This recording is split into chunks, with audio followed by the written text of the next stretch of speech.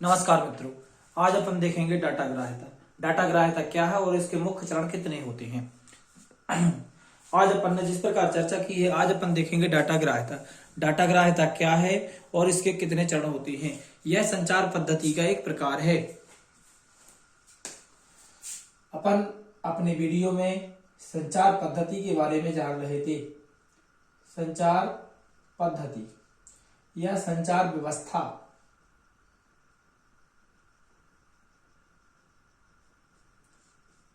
इसी के अंतर्गत आज अपन देखेंगे। संचार पद्धति या संचार व्यवस्था के अंतर्गत आज अपन देखेंगे डाटा ग्राह्यता। आखिर डाटा ग्राह्यता है क्या। डाटा ग्राह्यता और इसके प्रयोग, इसके चरण। डाटा ग्राह्यता आज का मुख्य बिंदु रहेगा, डाटा ग्राह्यता और इसके चरण। तो याद रखें डाटा ग्राह्यता क्या है और इसके चरण कितने होते हैं। आज अपन जो बिंदु रख रहे हैं, डाटा ग्राह्यता क्या है और इसके कितने चरण होते हैं। जैसे कि अपन ने देखा डाटा ग्राह्यता, तो आपको याद रखना है डाटा ग्राह्यता क्या है। सिंपल सी परिभाषा लिख लेते हैं अपन एक ठैया आपको याद रखने के लिए। डाटा ग्राह्यता वैसे याद हो जाएगी, ज्यादा कठिन परिभाषा नहीं है। क्या है परिभाषा, इसके बिंदु आपको ज्यादा कठिन नहीं लगेंगे, बिल्कुल सिंपल से रहेंगे। दो चीजें होती हैं, हमने बताया था, अवग्राही और प्रेषित्र। तो याद रखें अवग्राही एंटीना द्वारा, आपको याद रखना है इतना, अवग्राही एंटीना द्वारा प्राप्त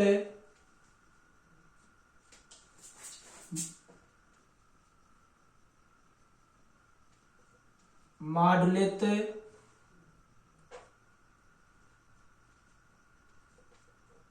सिग्नल। फिर से सुन लें, अवग्राही एंटीना द्वारा प्राप्त मॉड्यूलेट सिग्नल से, ये शब्द ध्यान रखें क्योंकि मोस्ट शब्द है आपका ये। अवग्राही एंटीना द्वारा प्राप्त मॉड्यूलेट सिग्नल से, याद रखें अवग्राही एंटीना द्वारा प्राप्त मॉड्यूलेट सिग्नल से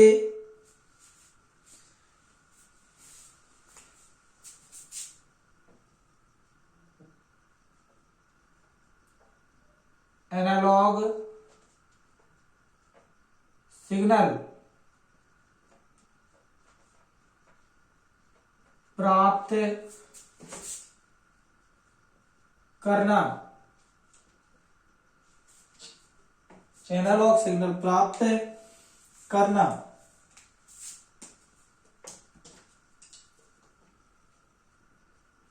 डाटा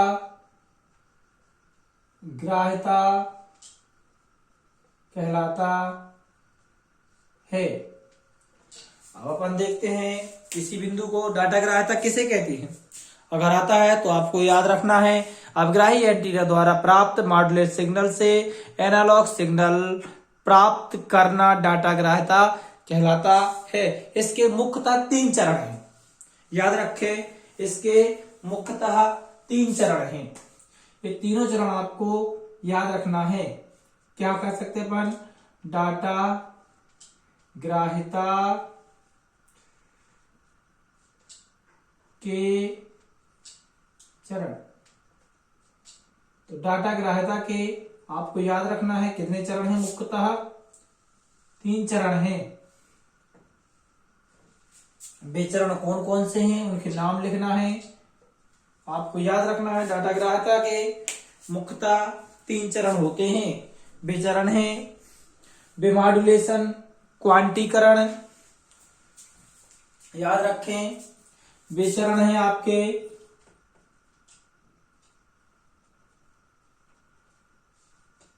विमॉड्यूलेशन,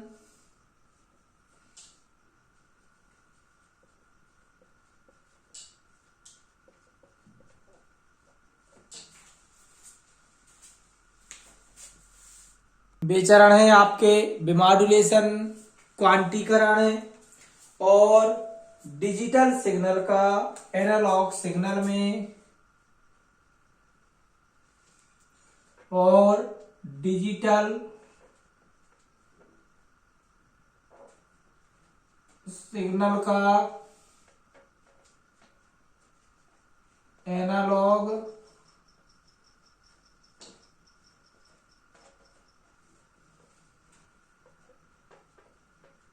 सिग्नल में परिवर्तन करना। चलिए मित्रों देखते हैं डाटा ग्राह्यता क्या है। सिंपल सा है, कभी आता है 2 नंबर का यदि प्रश्न आता है डाटा ग्राह्यता क्या है, तो अभिग्राही एंटीना द्वारा प्राप्त मॉड्यूलेटेड सिग्नल से एनालॉग सिग्नल प्राप्त करना डाटा ग्राह्यता कहलाता है। इसके मुख्य 3 चरण हैं, विमॉड्यूलेशन, क्वांटीकरण और डिजिटल सिग्नल का एनालॉग सिग्नल में परिवर्तन करना। तो ये है वही आपकी डाटा ग्राह्यता। जय श्री राम मित्रों, धन्यवाद। अगले वीडियो में और ध्यान देखें।